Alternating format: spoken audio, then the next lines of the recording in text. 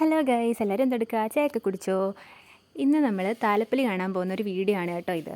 ഇന്ന് നമ്മുടെ കൊമരഞ്ചിറ അമ്പലത്തിൽ താലപ്പൊലി നമ്മുടെ കരയിൽ വരുന്ന ദിവസമാണ്. അപ്പോൾ അമ്മ ഒരു 7:30 ആയപ്പോഴേ പോയിട്ടുണ്ട്. എനിക്ക് കുറേ പഠിക്കാനുണ്ടായിട്ട് ഞങ്ങൾ 10:30-ക്ക് ശേഷമാണ് പോയത്.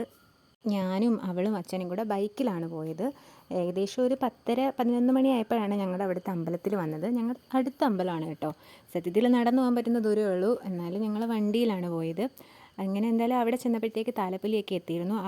അവിടെ കാപ്പിയും ഉണ്ണിയപ്പം ഒക്കെ ഉണ്ടായിരുന്നു. ഞങ്ങൾക്കും അത് കിട്ടി. അങ്ങനെ ഞങ്ങളും അത് കഴിച്ചു. അങ്ങനെ അവിടുന്ന് താലപ്പൊലി പോയതിനു ശേഷം അതിൻ്റെ അടുത്തുള്ള ഒരു വീട്ടിൽ കയറും. അവിടെ കയറി അവിടെയും കുറച്ച് നേരം വെയിറ്റ് ചെയ്തൊക്കെ നിൽക്കും. പിന്നെ ഈ വട്ടം പതിവിൽ കൂടുതൽ ആളുണ്ടായിരുന്നു, നല്ല തിരക്കുണ്ടായിരുന്നു. പിന്നെ തിരുവാതിര അങ്ങനെയൊക്കെ കുറച്ച് പരിപാടികളും ഉണ്ടായിരുന്നു.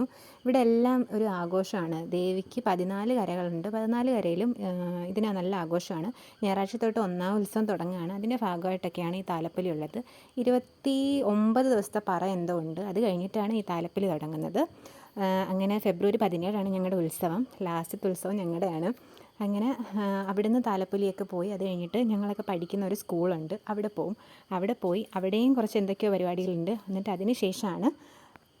അതിനുശേഷം അവിടുന്ന് ഇനി നേരെ വേറെ കുറേ സ്ഥലത്തൊക്കെ പോകും. എന്നിട്ട് രാവിലെ ഏകദേശം വെളുപ്പിന് ഒരു 4:30-5 മണിയൊക്കെ ആവും നമ്മുടെ അമ്പലത്തിലെത്തുമ്പോഴത്തേക്ക്.